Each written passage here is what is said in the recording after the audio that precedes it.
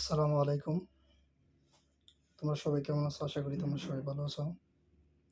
আজকে আমি তোমাদেরকে দেখাবো কিভাবে তোমরা তোমাদের ভিসা চেক করবে সৌদি আরবের। তো এর জন্য তোমাদেরকে প্রথমত করতে হবে একটি ব্রাউজার চুজ করতে হবে। যেমন আমি ক্রোমি ব্রাউজার চুজ করলাম। আমি ক্রোমি ব্রাউজার দিয়ে দেখাবো তোমাদেরকে। তো আমার সামনে ক্রোমি ব্রাউজার আছে, আমি ক্রোমি ব্রাউজারে ঢুকে গেলাম এবং তারপরে এইখানে সার্চ বক্সে গিয়ে লিখবো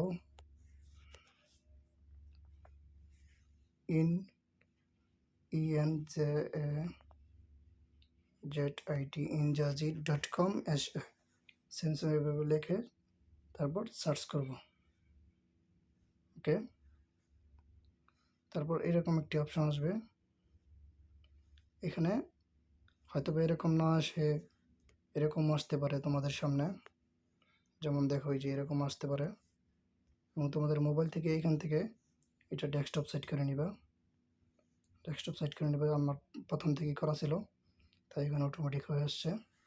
তো এরকম সাইট আসতে পারে, এই উপরে যে দেখতে পাচ্ছ তোমরা, এরকম আসতে পারে। তারপর এটার ভিতর যাও, ক্লিক করো। তারপর এখানে যে লেখাটা দেখতে পাচ্ছ ইনজাজিট,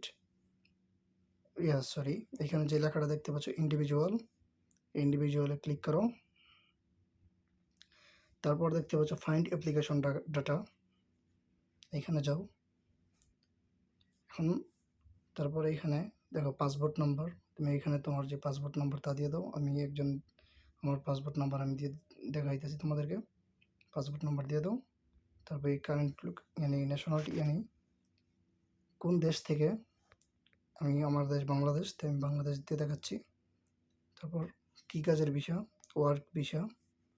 ওয়ার্ক দিয়ে দিলাম। তারপর ভিসা ইস্যু অথরিটি, মানে হলো কোথা থেকে ভিসাটা আমার বয়ে লাগছে, আমার ঢাকা দিয়ে দিলাম। তারপর এইখানে যে লেখাগুলো দেখতে পাচ্ছ হুবহু সেম লেখা ইমেজ করে লিখে দিবা 622490। একবার চেক করে নিবা সব কিছু ঠিকঠাক আছে কিনা। আমার সব কিছু এখানে ঠিক আছে। এখন আমি সার্চ করব। সার্চ করার পর দেখো, যদি আমার ভিসা যদি লেগে থাকে তাহলে এরকম একটা পেপার আসবে, এবং এইখানে লেখা থাকবে স্পন্সর নেমে। এইখানে যদি কোম্পানির নাম লেখা থাকে তাহলে তোমার ভিসা লাগছে, আর যদি এইখানে যদি নাম লেখা না থাকে স্পন্সর নেমে, তার মানে তোমার ভিসা লাগে নাই। ঠিক আছে, এটাই